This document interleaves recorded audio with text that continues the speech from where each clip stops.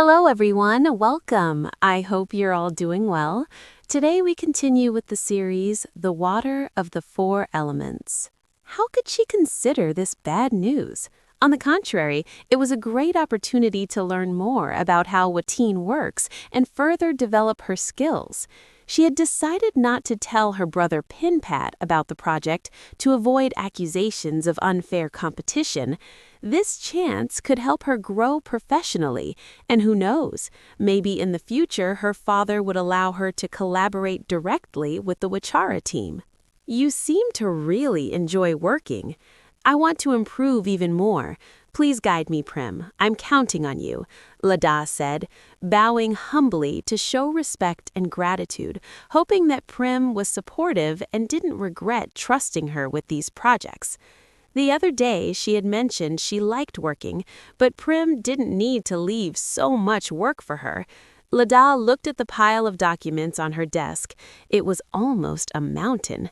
Prim had left everything for her to review before submitting the new APO project for final approval. Meanwhile, the head secretary and department head had been at an off-site meeting since early morning, leaving Lada alone with such a heavy workload. I forgot to ask, does extra work come with overtime pay? She muttered to herself while typing. Focused on completing the documents as instructed, she tackled each task one at a time. Otherwise, by lunchtime, she probably wouldn't have time to rest, eat, or recharge. At lunchtime, a voice interrupted her concentration. "Hello, are you here to see the boss?" "She's not here. She left early for a meeting with Prim and won't be back until late." Lada was about to reply when she realized who stood before her. Surprised, she quickly stood up and bowed respectfully to the hotel's true owner, Kun Adison. "Mr. Adison, I apologize for my lack of manners. You're Lada, aren't you?" "Yes, my name is Chun Lada. My daughter asked you to come work here. She means the boss," he clarified.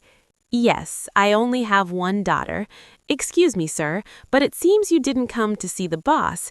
Can I help you with anything? I'm at your service," Lada said. "Actually, I came to talk to you, Lada, with me. It's time for lunch. It's not right for my daughter to leave you working non-stop. Let's have lunch together. I have a lot to discuss, but don't worry about my daughter. I'll handle everything myself." This situation could have caused a bigger scandal. What did it mean for the owner of the Watine group to personally speak with her, even inviting her to lunch? Apo had ordered Lada to deny any rumors immediately, but in this case, she didn't even have a chance to refuse. "Chun Lada." "Yes, sir?" "When we're not working, don't call me sir. You can call me dad, just like Apo." "I'd rather not, sir. I think it's more appropriate to call you Mr. Adison. But you're not dating Apo yet. I've heard you two are together." "That's not true. Apo and I are just boss and employee. We're not dating," Lada replied firmly. Neither she nor Apo liked being the target of rumors and wanted to make it clear it was a misunderstanding. "Really? But when I mentioned Apo, he didn't deny anything," Mr. Adison said with an awkward smile. Lada's mind processed the situation. Probably Apo couldn't refute the conversation because Mr. Adison was so direct, so she ended up having lunch with him to sort out the confusion. "I assure you, sir, my connection with Apo is strictly professional. There's nothing personal between us, even if hotel staff might imagine otherwise. So tell me, Chun Lada, what happened with Apo? I want to help her get better. Why did you—" "Why?" she asked. "Because I don't want Apo to be alone or isolated. I want her to have someone in her heart, and if that someone is you, even better. You're beautiful, charming, and interesting. Don't you like me at all, my daughter? Or does my daughter have traits that repel people?" Mr. Adison wanted to understand his daughter's flaws. Lada smiled, unsure what to say.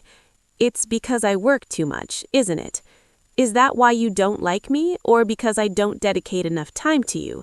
"Sir, working too much isn't a flaw of Apo's. In fact, I find it admirable. Hard-working people are admirable. As for time, I think it can be resolved with communication. I don't see the need to choose between romance and work. If work is more important at the moment, it should take priority. I'm not one to demand excessive attention or to be someone's top priority. Lada explained her perspective honestly. Perhaps this attitude came from growing up in a family where she received less attention than her brothers. She had learned to be independent, not constantly needing validation or love from others. It's rare to find someone who understands Apo like you do. Perhaps it's because I also enjoy working.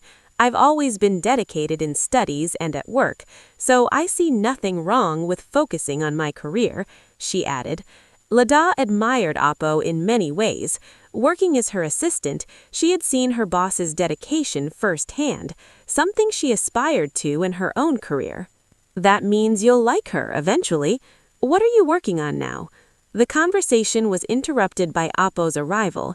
Lada sighed a relief internally. She had no idea how to handle the situation without creating more misunderstandings. I'm not up to anything, daughter. I just wanted to meet someone interesting.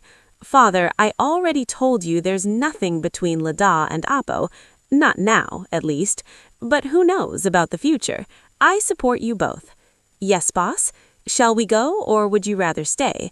Lada asked, bowing respectfully before leaving with Apo, who looked visibly irritated. Normally composed, Apo's bad mood was clear.